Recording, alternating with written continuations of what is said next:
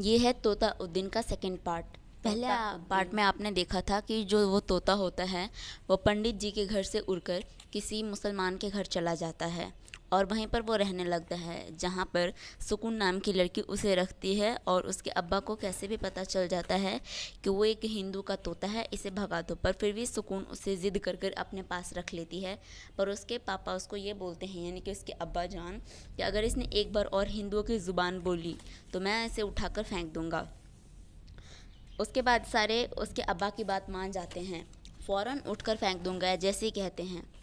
तो सब ये बात मान लेते हैं। इसके आगे, ये हमारे दीन का नहीं है। उसके अब्बा कहते हैं कि ये हमारी जात का नहीं है। इसका मतलब ये होता है। सुकून ने ये सुनते ही रोना बंद कर दिया, पर उसे हमेशा यही डर लगता रहता कि ना जाने कब तोताउद्दीन फिर हिंदुओं की ज़ुबान बोलना शुरू कर दे। और अगर ऐसा हुआ, यानी कि अगर उसने फिर से कोई हिंदुओं की ज़बान बोली, तो उसके अब्बा उसे फेंक देंगे, यानी कि तोताउद्दीन को, और उसके पास कभी भी नहीं रहने देंगे। इसीलिए जब भी सुकून के अब्बा घर पर तोते को सुकून तोताउद्दीन के पिंजरे को बोरी से ढक देती। जब भी उसके अब्बा आते, काफ़ी वक्त बीत गया था। सुकून के मामू का निकाह बरहेड़ी का पक्का हो गया था। निकाह के लिए सारा परिवार बरहेड़ी यूपी जाने की तैयारी करने लगा और निकाह से 2-4 रोज़ पहले ही बहेड़ी के इलाके के लिए रवाना हो गए। सुकून के मामू का निकाह जहाँ पक्का हुआ था, वो लोग अच्छे खाते पीते घर के थे और शादी में पैसा भी काफ़ी खर्च कर रहे थे। कहीं बहन की गरीबी का असर भाई की शादी पर ना पड़े, इसीलिए सुकून की अम्मी ने अपने काफ़ी जेवर बेच दिए और अब्बा ने जैसे तैसे कर अपने दोस्तों यारों से भी कुछ पैसे उधार लिए और बहेड़ी जाने के लिए एक टैक्सी कर ली।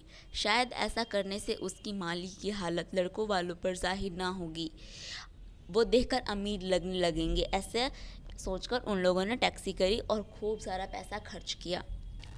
ये सोच सुकून का सारा परिवार शादी की खुशियों में शामिल होने के लिए चल पड़ा। जाने से पहले सुकून ने तोताउद्दीन को साथ ले लिया और पिंजरे के साथ उसे अपने गोद में रखकर बैठ गई। जब सुकून के अब्बा ने तोताउद्दीन को गाड़ी में सुकून की गोद में देखा तो चिल्लाकर बोली, अरे इसे साथ क्यों ले जा रही है? कहाँ जाकर मारेगी इसे? बाकी चिड़ियों की तरह इसे भी पड़ोसियों के पास छोड़ आती। अपने अब्बा की ऐसी बात सुनकर सुकून ने तोताउद्दीन का पिंजरा कस के अपने सीने से लगा लिया और मुंह लटकाकर बस रोने लगी, और रोने ही वाली थी। वैसे ही सुकून की अम्मी बोली, अरे आप भी ना साथ ले चलना चाह रही है तो ले जाने दीजिए, ऐसा उसकी अम्मी ने कहा। आखिर बच्ची है, आप बेकार बातों में वक्त ज़ाया कर रहे हैं।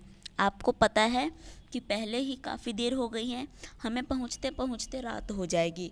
खुदा के लिए अब किवाड़ पर ताला लगाइए और आकर बैठ जाइए। अभी तक वे घर पे ही थे, ये सारी बातें उनके घर पे हो रही थी। सुकून के अब्बा ने पहले तो सुकून को उसकी तरफ देखा और गुस्से की निगाहों से देखा, पर उसका उतरा मुंह देखकर प्यार भरे निगाहों से देखने लगे और बोले, अच्छा री, चल इसे भी अपने साथ ले चल, ऐसा कहा। ये कह कर सारा परिवार गाड़ी में बैठकर चल पड़ा। अपने जेवर बिकने और सर पर कर्जा चढ़ने का गम तो सुकून की अम्मी को और अब्बा को भाई के निकाह के लोगों के नज़रों में ना गिरने की खुशी थी। इसीलिए तो जेवर बेचकर और कर्जा लेकर सारे परिवार अपने लिए अच्छे कपड़े बनवाए थे, भाई की दुल्हन के लिए तोहफे भी खरीदे थे और यहाँ तक कि निकाह में जाने के लिए टैक्सी गाड़ी भी ली थी। रास्ते में सुकून की अम्मी अब्बा से साथ बोली, आप पर मेरी वजह से कितना कर्जा चढ़ गया है। सच मानिए, खुदा की कसम, पर इकलौता भाई की शादी न होते और ना कटने की परवाह नहीं होती तो मैं ऐसा कभी नहीं करती। उसकी अम्मी ने उसके अब्बा से कहा, आपको यह सब करने की कोई ज़रूरत ही नहीं पड़ती। यह सुकून के अब्बा ने, जो गाड़ी में बैठे थे, सुकून की अम्मी का हाथ पकड़कर उनकी आंखों में डालकर विश्वास जताया कि मानो यह कह रहे हो कि कोई बात नहीं, मैं सब कुछ संभाल लूँगा। यह देखकर सुकून की अम्मी के चेहरे पर हल्की सी मुस्कान आ गई और वो अब चैन से जा रही थी। वो गाड़ी को खिड़की के शीशों से बाहर देखने लगी और अपने भाई के निकाह के बारे में सोचने लगी। इन दिनों काफ़ी गर्मी पड़ रही थी और साथ साथ लू की रफ्तार भी काफ़ी थी। इसीलिए सबने गाड़ी के शीशे चढ़ा लिए थे, यानी कि बंद कर रखे थे, जिस पर काले रंग की पतली पन्नी भी चढ़ी हुई थी, जिसमें से बाहर तो दिखाई देता था पर बाहर से अंदर नहीं। सब निकाह में शामिल होने जा रहे थे, इसीलिए सब खुश थे। बस सुकून को छोड़ जो तोता उद्दीन का पिंजरा जोर से पकड़कर बैठी थी और आधे से ज़्यादा रास्ते चुप ही रही। सुकून बाकी चिड़ियों को तो पड़ोस के यहाँ छोड़ आई थी, पर तोता उद्दीन को इसलिए साथ लेकर आई क्योंकि उसे ये लग रहा था कि शायद तोता उद्दीन अब ज़्यादा उसके साथ नहीं रहने वाला है। बस तोता उद्दीन की ज़ुबान खुली नहीं कि अब्बा को गुस्सा आया नहीं। जब भी सुकून के अब्बा पीछे मुड़कर देखते तो पहली नज़र तोता उद्दीन पर जाती, और अगर तोता उद्दीन अपनी चोंच ज़रा भी हिलाता तो सुकून के अब्बा को लगता कि वो फिर हिंदुओं की ज़ुबान बोलने वाला है। सुकून के अब्बा की बड़ी नफ़रत भरी निगाहों से तोता उद्दीन को देखते। तोता उद्दीन की गोल गोल आंखें भी उन्हें हिंदुओं की नफ़रत दिखाई पड़ती। उसके हरे हरे रंग को देखते ही सुकून के अब्बा तुलसी याद आ जाती, और जब लाल चोंच को देखते तो माथे का टीका। जब पिंजरे में तोता उद्दीन फड़फड़ाता तो सुकून के अब्बा को लगता कि मानो कोई हिंदू उसकी तरफ गुस्से की तमतमाया में चल रहा हो। तोता उद्दीन एक आँख भी नहीं भा रहा था। सुकून के अब्बा को तो बिल्कुल कुछ होश नहीं था, पर क्या करते, बेटे का दिल भी ना तोड़ना चाहते थे, इसीलिए वो तोता उद्दीन को अपने पास रख रहे थे, वरना वो कब का उसे फेंक चुके होते। गाड़ी चलती रही और गर्मी और धूप बढ़ती रही। लू काफ़ी तेज चल रही थी और हर तरफ खामोशी का माहौल हो गया था। धूप इतनी तेज थी कि दूर सड़कें चमकती दिखाई पड़ती। आंखें बंद कर सब सफ़र में थोड़ा आराम कर रहे थे। सुकून के अब्बा को तो तोता उद्दीन में भी अभी भी हिंदुओं की दिखाई पड़ रही थी। यहाँ तक कि अपनी आंखें बंद कर हिंदुओं के बारे में ही सोच रहे थे कि तभी ड्राइवर ने एकदम से गाड़ी रोक दी और झटके से सबकी आंखें खुल गई। आंखें खुलने पर देखा कि काफ़ी दूर तक जाम लगा हुआ है, यानी कि ट्रैफिक था और अफरा तफरी का माहौल हो रहा था। साथ में ही एक पतली और कच्ची सड़क के कुछ गाड़ियाँ खेतों के अंदर होकर बड़ी सड़क पर जा रही थी, पर काफ़ी सारी गाड़ियाँ तो जाम में ही फंसी हुई थी। किसी को कुछ भी समझ नहीं आ रहा था ये क्या हो रहा है। सुकून के अब्बा सुकून की अम्मी बोली, कोई जाम वाम है क्या? सुकून के अब्बा बोले, हाँ हाँ, काफ़ी बड़ा जाम लगता है।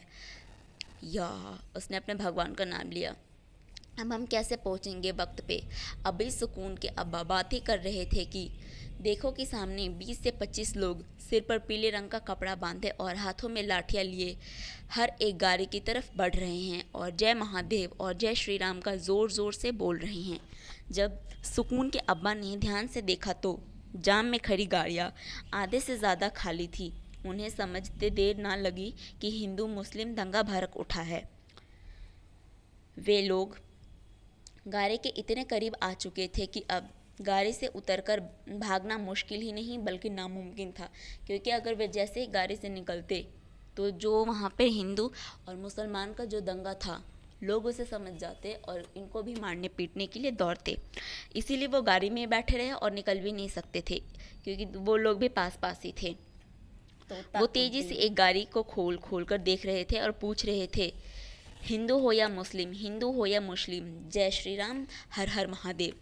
सुकून के सारे परिवार की आंखों में खून उतर आया था।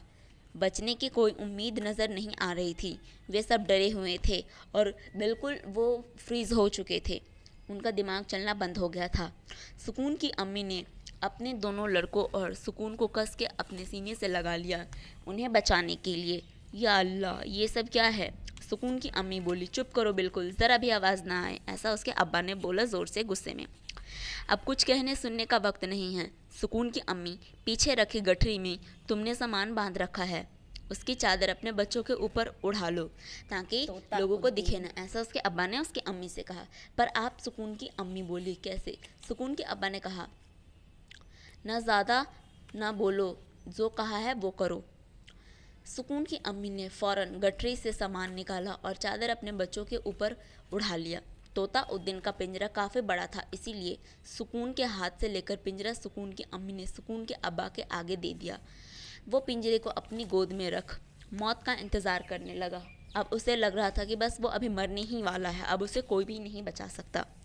हिंदुओं के हाथों मौत, ये तो बहुत ही शर्मनाक है, ऐसा उसने सोचा। उसके अब्बा सोच रहे थे कि हमें किसी और तरह मौत दे देते। मन में वो सोच ही रहे थे कि सुकून के अब्बा और अल्लाह अकबर मन ही मन बोल रहे थे, पर उनकी ज़ुबान नहीं खुल रही थी क्योंकि वो उतने डरे हुए थे। मान लो वो अभी जस्ट कुछ ही सेकंड में मरने वाले हैं, ऐसा वो सोच रहा था। ये मंजर देख सुकून के परिवार वालों ने मौत को इतना करीब से देख लिया था कि मौत का एहसास जीते जी ही हो गया था। अभी वो मरे भी नहीं थे, लेकिन लग रहा था उनको कि अब हम मर चुके हैं, अब तो बस शरीर का ही मिटना बाकी है। वो दिमाग से मर चुके थे, अब उनका बस शरीर बच गया है, ऐसा वो सोच रहे थे। सर पर पीला कपड़ा बांधे और हाथों में लाठियाँ लिए वो लोग जल्दी से आगे बढ़ने लगे। जय श्री राम, हर हर महादेव, हिंदू या मुसलमान, हर हर महादेव, जय श्री राम। सुकून के अब्बा की निगाहें चारों ओर तेजी से घूमने लगी। शायद ही बचने की कोई रास्ता नज़र आ जाए। फिर भी वो उम्मीद लगाया था कि किसी तरह हम बच जाएं। उनका मुंह डर से मारे बिल्कुल सूख चुका है और होठ उसके दांतों में आ गए हैं। उनके हाथों में उंगलियां तोता उद्दीन के पिंजरे में जा फंसी। सुकून के अब्बा अल्लाह अकबर बोलने लगे। सर पर पीला कपड़ा बांधे लोग जय श्री राम बोलने लगे। सुकून के अब्बा अल्लाह अकबर बोलने लगे। जय श्री राम कहते हुए वो सुकून के अब्बा की गाड़ी की ओर बिल्कुल पास पहुंच गए, विंडो के पास यानी कि खिड़की के पास। जय श्री राम, हिंदू या मुसलमान बोले, हिंदू या मुसलमान, हर हर महादेव। पर गाड़ी के अंदर से कोई आवाज़ नहीं आई। गाड़ी की खिड़कियों पर काले रंग की पन्नी चढ़ी थी, तो अंदर कौन था उसे पता नहीं, पर गाड़ी के अंदर से उन लोगों को पता चल रहा था क्योंकि दिखाई दे रही थी। गाड़ी के बाहर से अंदर दिखाई न पड़ रहा था। जब अंदर से कोई आवाज़ नहीं आई, दंगाइयों से एक बोला, अरे गाड़ी का दरवाज़ा खोल, जल्दी कर, देखता नहीं और कितनी गाड़ियाँ देखनी हैं हमें। जय श्री राम कहकर जल्दी अंदर चला गया। जय श्री राम कहा और दो दंगाइयों ने सुकून की गाड़ी का दरवाज़ा खोला। उन्होंने दरवाज़ा ज़रा सा ही खोला था कि अंदर से मिट्ठू ने ज़ोर ज़ोर से बोलने लगा, जय श्री राम, हर हर महादेव, राम सूत्र। ये आवाज़ सुनते ही एक दंगाई ज़ोर से बोला, अरे जाने दो, इस गाड़ी को तो अपना ही लोग है। यानी कि जब बाहर दंगाई करने वाले लोग थे वो समझ गए कि अंदर हिंदू परिवार है, इसीलिए उनको छोड़ दिया। चलो चलो निकलो, दो इन्हीं हिंदू हैं। हिंदू और दंगाइयों ने गाड़ी का दरवाज़ा खोला था, उसी ने दरवाज़ा तेज़ी से बंद कर दिया और गाड़ी को कच्चे रास्ते से निकल जाने का इशारा किया और उनको बोला कि क्योंकि मेन रोड तो उन लोगों ने जाम कर रखा जहाँ पे हिंदू मुसलमान दंगा हुआ था, बट फिर भी कच्चे रास्ते खुले हुए थे। ड्राइवर ने भी आमना देखा न था, फ़ौरन गाड़ी कच्चे रास्ते पर ले ली और अंदर मिट्ठू की आवाज़ लगातार आ रही थी, जय श्री राम, हर हर महादेव। ड्राइवर ने गाड़ी को कच्चे रास्ते पर लेते इतनी ही तेज़ी से चलाई कि कुछ सेकंड में ही गाड़ी को काफ़ी दूर ले गया। वो डरे हुए थे और वो कुछ ही सेकंड के लिए बच गए थे, इसीलिए वो गाड़ी को कहीं भी रोकना नहीं चाहते थे जिससे किसी को भी उन पर शक हो और दोबारा वो किसी मुसीबत में फंस जाएं। ये सब क्या हुआ किसी को कुछ पता ना चला और सब कैसे हुआ समझना बहुत ही मुश्किल था। काफ़ी दूर निकल आने पर बाद ड्राइवर ने गाड़ी रोकी और नीचे उतर गया, पर सुकून के अब्बा वैसे ही गाड़ी में बैठे थे क्योंकि उनको सदमा लगा था और वे बहुत ही डरे हुए थे।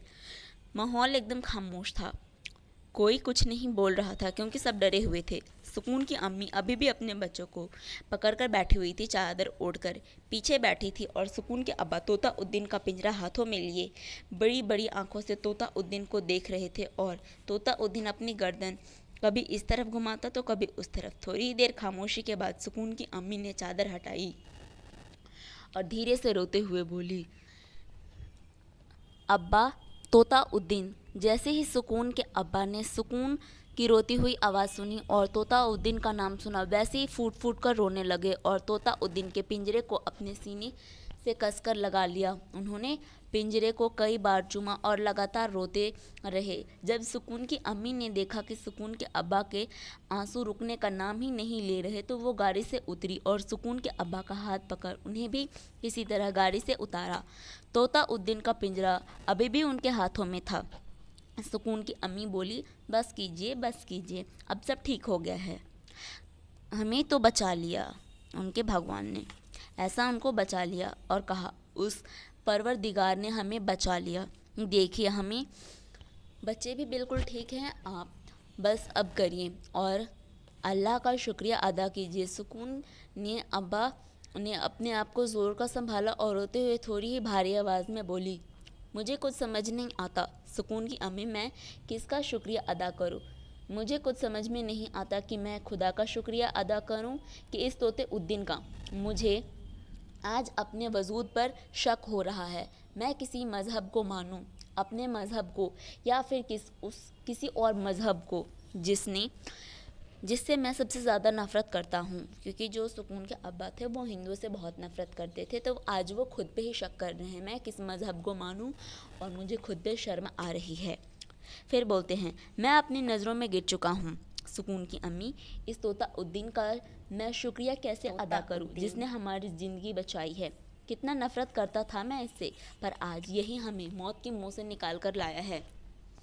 जब तोता उद्दीन के हर रंग को देखकर सुकून के अब्बा को इस्लाम का हरा रंग दिखता था और उसकी लाल चोंच को देखकर उसे सुर्ख कपड़ा याद आता जिसे उन्होंने कुरान शरीफ लपेट कर रखी थी। सुकून के अब्बा, मैं सुकून से कहता हूँ कि ये हमारे दीन का ही नहीं, ये नकली तोता उद्दीन है, हिंदुओं का तोता है ये। आज तोता उद्दीन ने मुझे दिन के असल मायने समझा दिए, मतलब कि जात और जो ये अलग अलग लोग होते हैं उनके धर्म, उन सब के बारे में समझा दिया बहुत अच्छे से।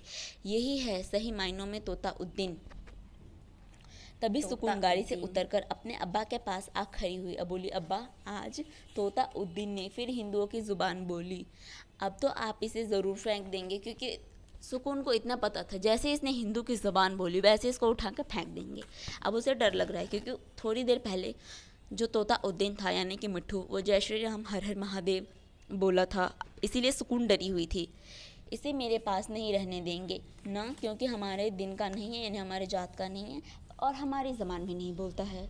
सुकून अब्बा की आंखों में थोड़ा ही आंसू थे और उन्होंने सुकून की अम्मी को गोद में उठा लिया और बोले, सुकून, तेरा तोता तोता उद्दीन हमारे दीन का ही है, बल्कि ये तो सभी दीनों का है, यानी कि सभी जातों का है, सभी मज़हब का है। तेरा ये तोता असल मायनों में तोता उद्दीन ही है, पर इसका असल दिन आज़ादी है, यानी कि इसको आज़ाद रहना है, पिंजरे में बंद नहीं। इसे इसका असल दिन दे देना चाहिए, मतलब कि उसकी जो असली जगह है खुले आसमान में, इसे पिंजरे में नहीं बंद करना चाहिए। सुकून के अब्बा ने सुकून को नीचे रखा और तोता उद्दीन का पिंजरा खोल उसे हाथों में पकड़ बाहर निकाल कर चूमा और शुक्रिया तोता उद्दीन कर छोड़ दिया। तोता उद्दीन ज़ोर ज़ोर से जय श्री राम बोलकर दूर आसमान में उड़ गया। तोता उद्दीन ने इंसानों द्वारा किए गए सामाजिक बंटवारों और हिंदुओं और मुसलमानों के बीच की दूरियों को मिटा दिया। उसने एक बात और समझा दिया कि उसने एक बात अगर सबके नहीं तो कम से कम सुकून के अब्बा को तो समझा ही दी। अगर अल्लाह और भगवान दो अलग अलग ताकतों का नाम होता तो तोता उद्दीन कभी राम नाम न लेता, क्योंकि वो सुकून के घर में काफ़ी टाइम से रह रहे थे। वो उर्दू ज़बान ही सुन रहा था, अल्लाह ही अकबर सुन रहा था, उससे पहले जय श्री राम सुन रहा था, उसने जय श्री राम बोलना कभी नहीं छोड़ा। तो इसीलिए वो सुकून के अब्बा को तो ये समझा गए कि मज़हब बंटवारा कुछ नहीं होता है। आज उसके अब्बा को ये बात समझ आ गई। ऐसे ही ये कहानी उन लोगों को भी शेयर कीजिए जो बहुत बंटवारों की बात करते हैं, क्योंकि एक तोते ने अगर ऐसी बात समझा दी तो हम लोग तो फिर भी इंसान हैं। चलो बाय।